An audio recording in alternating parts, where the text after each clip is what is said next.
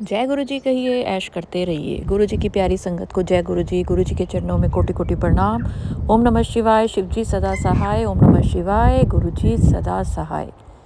संगत जी, आज का गुरु जी का थॉट हर उस संगत के लिए है जिसको कि कोई रास्ता नज़र नहीं आ रहा। उसको ऐसा लग रहा है कि जो उसका काम है वो बन नहीं रहा, काम बनते बनते रुक गया है, बनते बनते बिगड़ गया है और उसको कोई रास्ता नज़र नहीं आ रहा। उसको लग रहा है कि उस काम तक पहुंचने का रास्ता बंद हो गया है।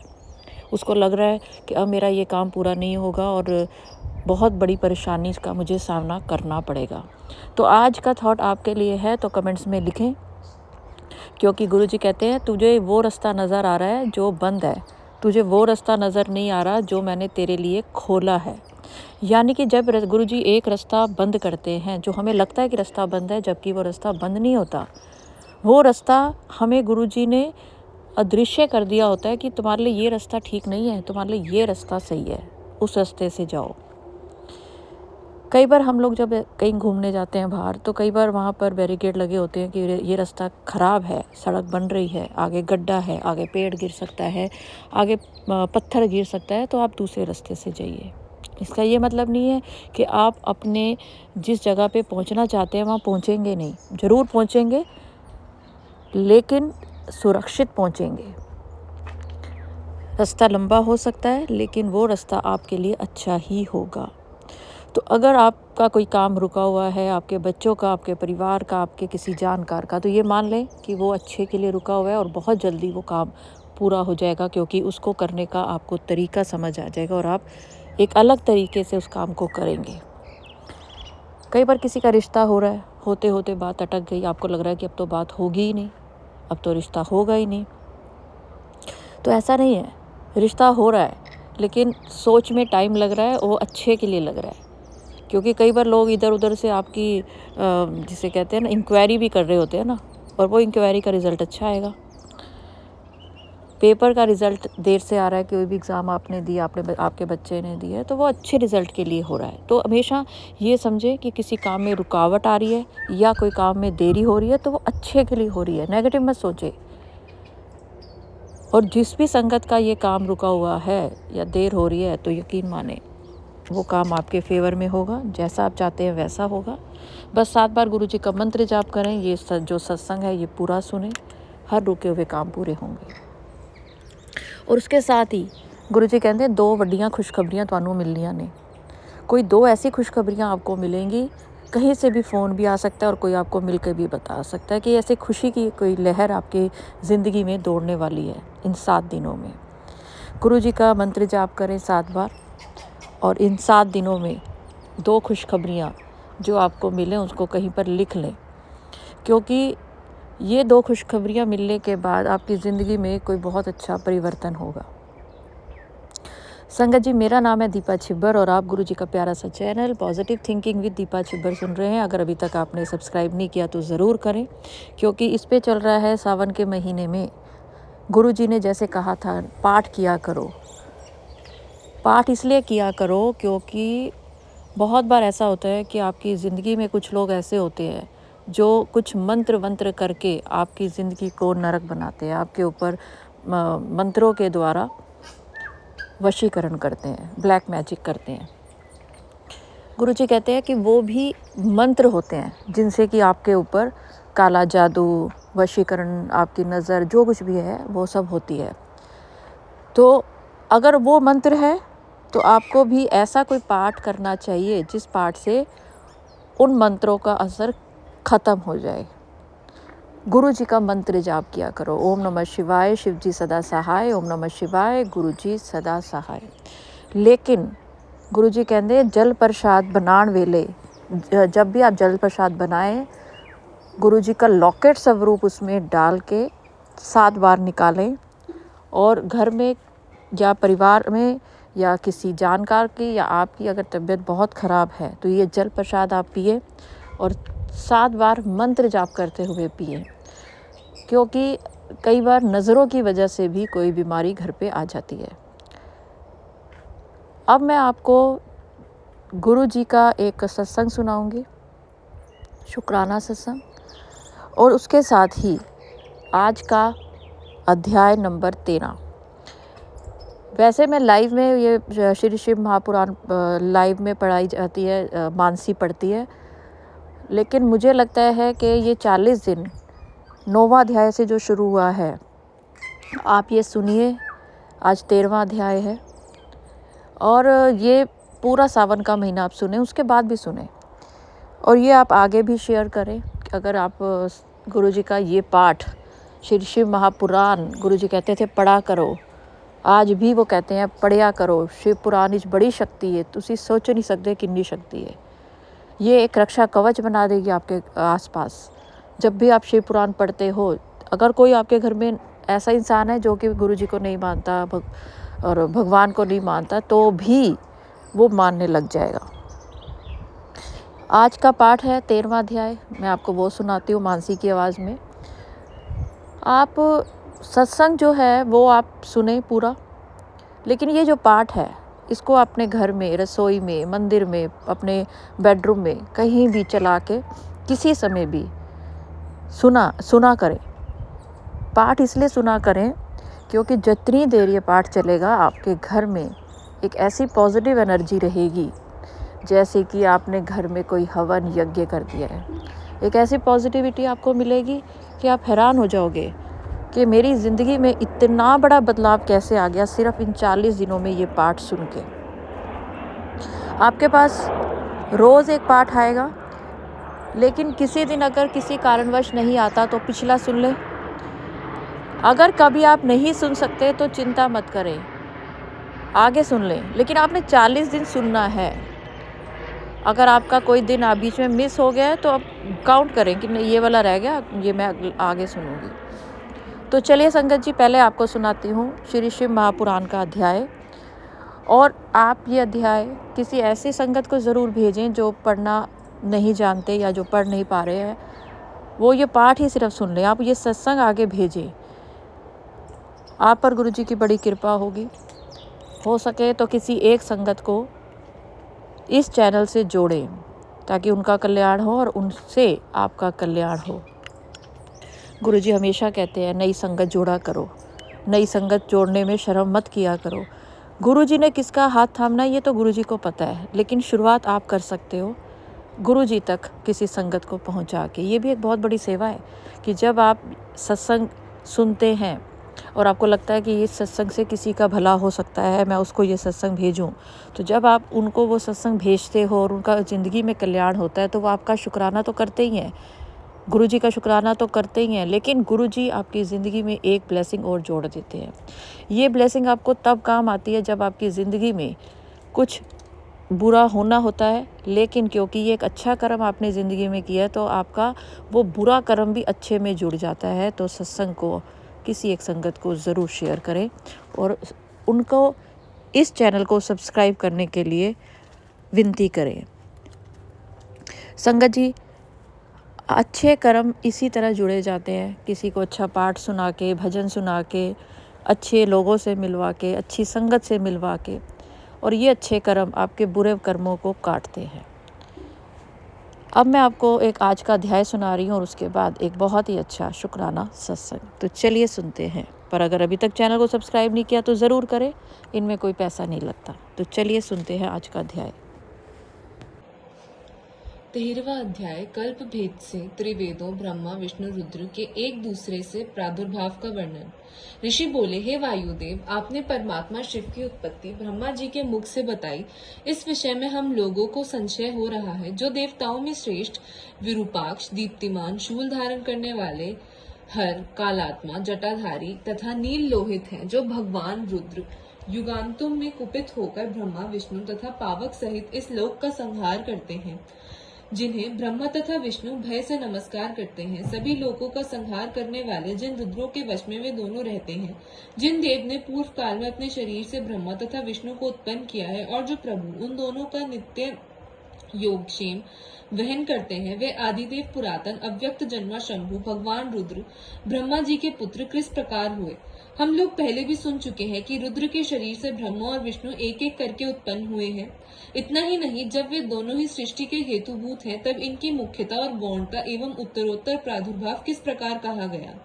ऐसी कोई बात नहीं है जो अपने ब्रह्मदेव ना पूछी हो और कोई ऐसी बात नहीं है जो आपने उनसे ना सुनी हो। आप ब्रह्मा जी के प्रधान शिष्य हैं, अतः सभी बातें आपको स्मरण भी हैं। हे तात, जैसा सर्वव्यापी ब्रह्मा ने आपसे कहा है उसे आप हम मुनियों को बताइए। हम लोग ईश्वर का उत्तम चरित्र सुनने के लिए श्रद्धा युक्त हैं। वायु बोले, हे विप्रो, प्रश्न करने में प्रवीण आप लोगों ने यह उचित ही प्रश्न किया है। यह बात मैंने ब्रह्मा जी से भी पूछी थी, तब उन्होंने मुझे बताया था। जिस प्रकार रुद्र की उत्पत्ति हुई तथा उस कल्प में पुनः ब्रह्मा और विष्णु की परस्पर उत्पत्ति जिस प्रकार हुई, मैं वह सब आप लोगों से कहूंगा। इस चराचर जगत के सृष्टि, पालन तथा संहार के कारणभूत तीनों ही देवता साक्षात महेश्वर से उत्पन्न हुए हैं। वे परम ऐश्वर्य से युक्त, परमेश्वर से भावित तथा उनकी शक्ति से अधिष्ठित होकर उनके कार्य को करने में सर्वथा समर्थ है। पितृरूप परमेश्वर ने पूर्व काल में इन तीनों को तीन कार्यों में नियुक्त किया है। ब्रह्मा को सृजन के लिए, विष्णु को पालने के लिए तथा रुद्र को संहार के लिए नियुक्त किया है। फिर भी परस्पर मत्सरता के कारण वे अपने उत्पत्तिकर्ता परमेश्वर को तपस्या से संतुष्ट कर एक दूसरे से अधिक सामर्थ्य की अपेक्षा करते हैं। उन परमेष्ठी की पूर्ण रूप से प्रसन्नता प्राप्त कर पूर्व कल्प में रुद्र ने ब्रह्मा और नारायण को उत्पन्न किया। पुनः किसी दूसरे कल्प में जगन में ब्रह्मा ने रुद्र और विष्णु को उत्पन्न किया।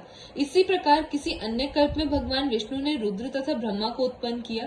पुनः किसी कल्प में ब्रह्मा नारायण को और किसी कल्प में रुद्रदेव ने ब्रह्मा को उत्पन्न किया है। इस प्रकार प्रति कल्प में ब्रह्मा, विष्णु तथा महेश्वर परस्पर हित करने की इच्छा से एक दूसरे के द्वारा उत्पन्न होते रहते हैं। महर्षिगण उन कल्पों के वृत्तांत को लेकर आपस में समुद्भव की दृष्टि से उनके प्रभाव का वर्णन करते हैं। अब आप लोग उनकी अद्भुत पुण्यप्रद तथा पाप नाशक कथा को सुनिए, जो परमेष्ठी ब्रह्मा के तत्पुरुष नामक कल्प में घटित हुई थी। पूर्व काल में मेघवाहन नामक कल्प में भगवान नारायण ने मेघ बनकर दिव्य सहस्त्र वर्ष पर्यंत पृथ्वी को धारण किया।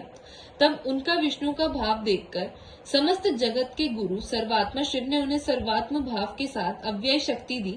इस प्रकार सर्वेश्वर शिव से शक्ति को प्राप्त कर सर्वात्मा भगवान विष्णु ब्रह्मा को साथ लेकर जगत की रचना करने लगे। विष्णु के ऐश्वर्य को देखकर उन्हीं से उत्पन्न होने पर भी महान ईर्ष्या से ग्रस्त ब्रह्मा जी ने हंसते हुए कहा, हे विष्णु, अब चले जाओ, मैंने आपकी सृष्टि का कारण जान लिया। वे रुद्र हम दोनों से बढ़कर हैं, इसमें संदेह नहीं है। उन्हीं देवाधिदेव परमात्मा के परम अभीष्ट अनुग्रह से आप भगवान इस जगत के आदि सृष्टा और पालक हैं। तब से मैं भी देवताओं के नायक रुद्र की आराधना कर आपके साथ संपूर्ण जगत की सृष्टि करूंगा, इसमें संदेह नहीं है।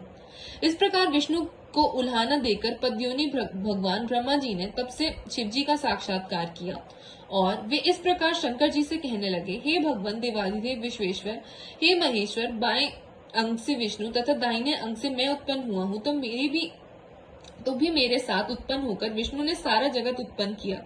इस समय मैंने भी आपके आश्रय के बल पर मत्सरता पूर्वक उनको तिरस्कृत किया। चूंकि हम दोनों की समान उत्पत्ति आपसे ही हुई है और आप महेश्वर में उनकी भक्ति भी मेरी अपेक्षा अधिक नहीं है, इसलिए हे महेश्वर, जिस प्रकार पूर्व में आपने उनकी भक्ति के कारण उन पर अनुग्रह किया है, उसी प्रकार मुझ पर अनुग्रह करके वह सब कुछ प्रदान कीजिए। इस प्रकार उनके द्वारा प्रार्थित दयानिधि नेत्रानाशक भगवान शिव ने न्यायतः उन्हें भी सारी शक्ति प्रदान की। इस प्रकार ब्रह्मदेव ने क्षण मात्र में शिव द्वारा सर्वात्मा प्राप्त कर शीघ्रता से जाकर विष्णु को देखा। वहां क्षीर सागर के मध्य में सूर्य के समान प्रकाशित सुवर्ण रत्न जटित और अपने मन से उत्पन्न किए गए धवल तथा दिव्य विमान में अनंत नाग की शैया पर शयन करते हुए कमल नयन, चार भुजाओं वाले, कोमल अंगों वाले, सभी आभूषणों से विभूषित, शंख चक्र धारण किए हुए, सौम्य चंद्रबिंब के समान मुख वाले, श्रीवत्स चिन्ह से शोभित वक्षस्थल वाले, खिली हुई मधुर मुस्कान से युक्त, स्थल कमल के समान कोमल कर कमलों को अपने चरण कमल पर स्थित किए हुए, क्षीर सागर के मंथन से उत्पन्न रत्नभूत अमृत के समान योग निद्रा में शयन करते हुए, तमोगुण से काल रुद्र, रजोगुण से हिरण्यगर्भ, सत्व गुण से सर्वव्यापक विष्णु तथा निर्गुण होने से साक्षात परमेश्वर रूप उस पुरुष विष्णु को देखकर ब्रह्मा जी ने स्वाभिमान यह कहा, हे विष्णु, जिस प्रकार पूर्व समय में आपने मुझे ग्रस्त लिया था, उसी प्रकार मैं भी आपको ग्रस्ता हूँ। उनका वचन सुनकर महाबाहु विष्णु ने जाकर ब्रह्मा की ओर देखा और थोड़ा सा मुस्कुराने लगे। उसी समय उन महात्मा ब्रह्मा ने विष्णु के ग्रस्त लिया, किंतु वे तत्काल ही ब्रह्मा के भ्रू मध्य से बिना यत्न के ही प्रकट हो गए। उस समय साक्षात निराकार भगवान चंद्रमौली ने उन दोनों की शक्ति देखने के लिए साकार रूप धारण कर लिया। पूर्व समय में उन्होंने दोनों को ही वर प्रदान किया था, इसीलिए उन पर अतुल अनुग्रह करने के लिए वे वहां आए जहां ये दोनों ब्रह्मा तथा विष्णु स्थित थे। तब उनके इस कौतुक से प्रसन्न एवं भयभीत वे दोनों दूर से ही शिव की स्तुति करने लगे और सम्मान पूर्वक उन्हें बारंबार प्रणाम करने लगे। पिनाकधारी भगवान सदाशिव भी उन पर अनुग्रह करके उन दोनों के आदर पूर्वक देखते देखते अंतर्धान हो गए। इस प्रकार श्री शिव महापुराण के अंतर्गत 7वीं वायव्य संहिता के पूर्व खंड में ब्रह्मा विष्णु सृष्टि कथन नामक 13वां अध्याय पूर्ण हुआ। जय गुरु जी, शुक्राना गुरु जी। तो चलिए संगत जी, आपने ये पाठ पढ़ा भी और सुना भी, और अब एक आंटी जी का एक सत्संग आपको सुनाती हूँ। ओम नमः शिवाय, शिवजी सदा सहाय। ओम नमः शिवाय, गुरुजी सदा सहाय। ओम नमः शिवाय, शिवजी सदा सहाय। ओम नमः शिवाय, गुरुजी सदा सहाय। जय गुरुजी दीपा आंटी जी, जय गुरुजी संगत जी, जय गुरुजी। मेरा नाम रूपाली है और मैं दिल्ली नवादा से बात कर रही हूँ। मैं अपना सत्संग शेयर करना चाहती हूँ। मुझसे अगर कोई भी गलती हो तो प्लीज़ आप सब मुझे माफ़ कर दीजिएगा, क्योंकि मुझे सत्संग शेयर करना नहीं आता है। बस जैसे भी आता है दिल से ही आता है, बाकी मैं कुछ ऐसे अलग से बना के नहीं कर पाती हूँ। दीपा आंटी जी, आपने कहा था ना कि जुलाई के मंथ में गुरुजी अपने जन्मदिन के महीने में हमें गिफ्ट भी देंगे और साथ में अपने बड़े मंदिर भी बुलाएंगे। तो दीपा आंटी जी, गिफ्ट का तो मुझे अभी तक कुछ समझ नहीं आया, क्योंकि मैं नहीं समझ पाती अगर गुरुपा का मुझे कुछ भी मिलता है या उनका कोई भी ब्लेसिंग मिलता है तो मैं नहीं समझ पाती हूँ। बट हाँ, ये है कि कुछ चीज़ें मैं समझ जाती हूँ। जैसे उन्होंने अपने जन्मदिन के बाद अपने बड़े मंदिर में हमें बुलाया। हम शनिवार को गए थे बड़े मंदिर। वहाँ पे गर्मी थी तो जैसे हम बाहर बैठे, फिर वहाँ पे जो सेवादार भैया थे वो सभी ने बोला कि जिन्हें लंगर प्रसाद खाने जाना है वो लंगर प्रसाद खाने जा सकते हैं और जिन्हें अंदर बैठना है वो यहीं बैठे रहें। तो हम वहीं बैठे रहे। फिर हमें थोड़ी देर बाद अंदर बिठाया गया, बट शायद भीड़ के वजह से या फिर मैनेजमेंट के वजह से वहाँ पे उस दिन गर्मी थोड़ी ज़्यादा थी, एसी काम नहीं कर रहा था।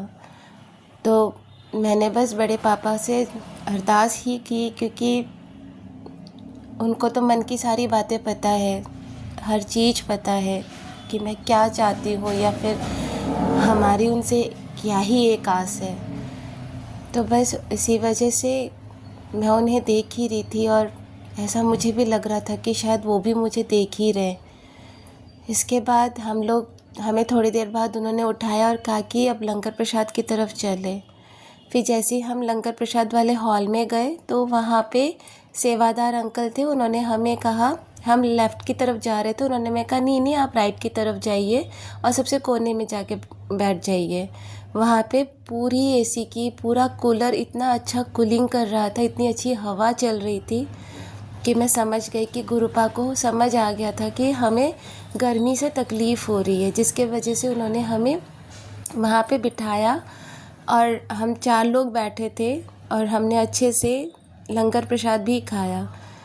मेरे पति अंकल देव ने कहा था कि मैं प्रसाद नहीं खाऊंगा। मुझे पता है वो खाते, क्योंकि वो बस मुझे ऐसे ही टटोलते रहते हैं। तो वो भी बैठे थे हमारे साथ, तो उन्होंने भी अच्छे से लंगर प्रसाद खाया। फिर हम लोग वहाँ से जल प्रसाद लेके निकल गए और गुरुजी का दिल से शुक्राना करा।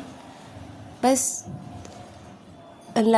मतलब ये था कि मुझे एक बार फेसबुक में एक मैसेज आया था कि मेरे पति के पेट में जो दर्द है या कमर में जो दर्द है उसके लिए मैं बड़े मंदिर का लंगर प्रसाद उन्हें खिलाऊं। तो इसी एम से ही गई थी कि उससे उनको ये तकलीफ़ जो है वो आराम मिले। हम जब वहाँ से आए तो वो ठीक थे, इतना ज़्यादा नहीं था, बट थोड़ा बहुत है। बट मैं वो भी समझ रही हूँ कि जल प्रसाद से, गुरुजी के आशीर्वाद से वो भी ठीक हो जाएगा। बस दीपा आंटी जी, अभी हमारे घर में थोड़ी सी परेशानी ये चल रही है कि ऐसा कुछ नहीं है कि हमें किसी चीज़ की कमी है। बड़े पापा ने अपनी पूरी मेहर दी हुई है। उनकी रक्षा कवच के ओरे में ही हम सब हैं, हमारा पूरा परिवार है और सभी संगत परिवार भी उनके ओरे में ही रहेंगे। आप सबको गुरुजी का पूरा ब्लेसिंग मिले। बट छोटे संगत के लिए जो घर में एक तनाव सा बना हुआ है, उसके चलते मेरे अंकल जी थोड़े से गुरुजी के अगेंस्ट हो गए हैं। उन्हें लगता है कि गुरुजी कुछ नहीं करते हैं, गुरुजी नहीं सुनते हैं, काफ़ी कुछ अपशब्द भी बोल देते हैं। कल भी कुछ ऐसा ही हुआ था। मुझे ऐसा लगा कि मैं गुरुजी को कहीं और स्थापित कर दूं ताकि उनका अपमान ना हो, पर मैं क्यों करूं स्थापित? है तो ये घर उन्हीं का ही, हम तो उनके रखवाले हैं। उन्होंने भरोसा खो दिया, बट मैंने अभी तक खोया नहीं है। मैं जानती हूँ आज नहीं तो कल गुरुपा छोटा संगत ज़रूर देंगे, बस ये नहीं पता कि कब देंगे। एक ये परेशानी भी है और दूसरा ये है कि हमारे ऑफिस में भी कुछ, हमारा जो प्रोसेस है वो भी कुछ तनाव में चल रहा है, जिसके चलते कुछ बच्चों की छटाई हो गई और कुछ बच्चे रह गए हैं। बट जितने बच्चे रह गए हैं उसमें उनके ऊपर एक एसएमई का होना शायद कंपनी के जो मैनेजर हैं उनके लिए वो पॉसिबल नहीं है। बट मैंने गुरुपा से यही अरदास की है कि ना भी हो तो मुझे दिसंबर तक उसी प्रोसेस में ही रहने दे और दिसंबर आने तक में मैं इतनी अपने आप को प्रिपेयर कर लूँ और गुरुपा मेरी इतनी हेल्प कर दे कि मैं एक अच्छे ऑफिस में जा सकूँ, इंटरव्यू क्रैक कर सकूँ और मैं अच्छी तरक्की कर सकूँ, ताकि मैं अपनी फैमिली को, अपने पति को सपोर्ट कर सकूँ। बस आप यही है दीपा आंटी की गुरुपा मेरी अरदास ज़रूर सुने कि वो मेरे छोटे अंकल की बात का कुछ भी दिल से ना लगाए। वो उन्हीं के ही बेटे हैं, वो दिल के बहुत अच्छे हैं, बुरे नहीं हैं। बट यही है ना दीपा आंटी की पैसा पानी की तरह बह गया पर छोटा संगत नहीं आया। उनको जो तरक्की चाहिए वो नहीं मिल नहीं रही है। थोड़ा बहुत कलेश हो जाता है घर में, ज़्यादा तो नहीं पर थोड़ा बहुत हो जाता है। इसी बात से वो दुखी हैं। बस गुरुपा आप उनकी दुख को दूर कर दो।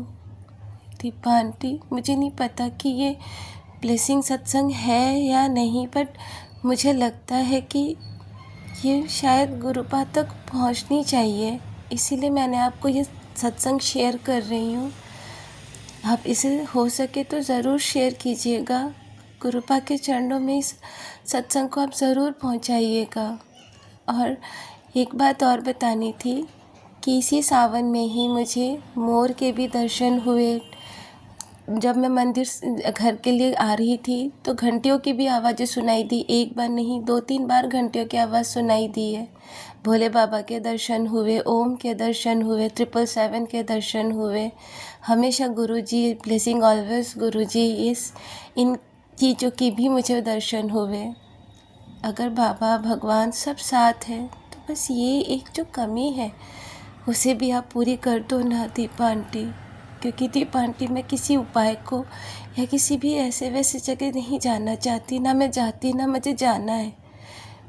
पर ये मेरे अंकल जी को मोबाइल में या यूट्यूब में जो भी कुछ दिखता है वो सोचते कि मैं ये कर लूँ, मैं वो कर लूँ। अगर मैं उस चीज़ की रोक हटाकी करती हूँ तो उस पर डांट पड़ती है या फिर कलेश हो जाता है।